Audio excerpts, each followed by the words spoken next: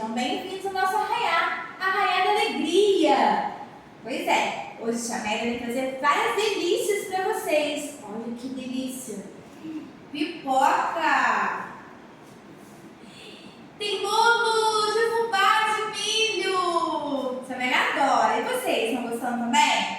Então vem com a Amélia para o arraiá da alegria, que hoje tem muitas coisas legais, tá? Bem, a Amélia vai começar com uma atividade super legal. É essa atividade aqui, ó. A atividade do H, família silábica do H. Bem, o H, ele estava muito sozinho. E ele não tinha voz, ele não conseguia soltar a vozinha dele. Mas ele já sabia o que ele tinha que fazer. Chamou os amigos, as vogais. E as vogais emprestaram a voz para o H. Então vamos lembrar? Você já conhece. A, E, I, O e U. O H, ele juntou com as vogais e fez o som. Ele ficou com o som das vogais. Então, o que vocês vão fazer nessa atividade? Vocês vão colocar o H com o A, o H com o E, o H com o I, o H com o O e o H com o U, tá? Façam com muito carinho, com muito amor.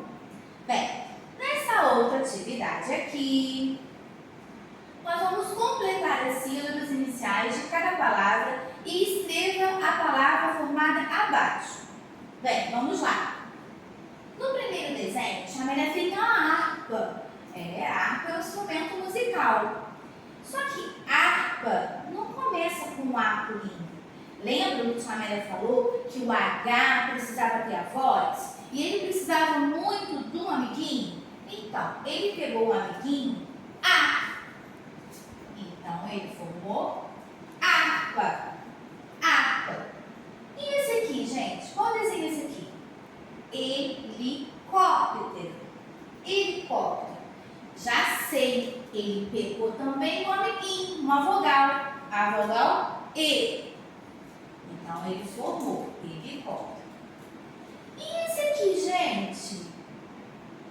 Quem sabe quem é esse gostosinho aqui? Esse bem fofinho aqui. É o hipopótamo. Lembram que o H pegou uma vogal, sabe? Ficaram muitos amiguinhos? Então, fez o I. E esse aqui, gente? É o hospital. O. Lembram também? Pegou e emprestado o O. Fez o O. E esse aqui, gente? Ele é muito forte. Esse aqui é o Hulk. Hulk vai ter nossa aula hoje? Hulk. Só que o som também é diferente, né?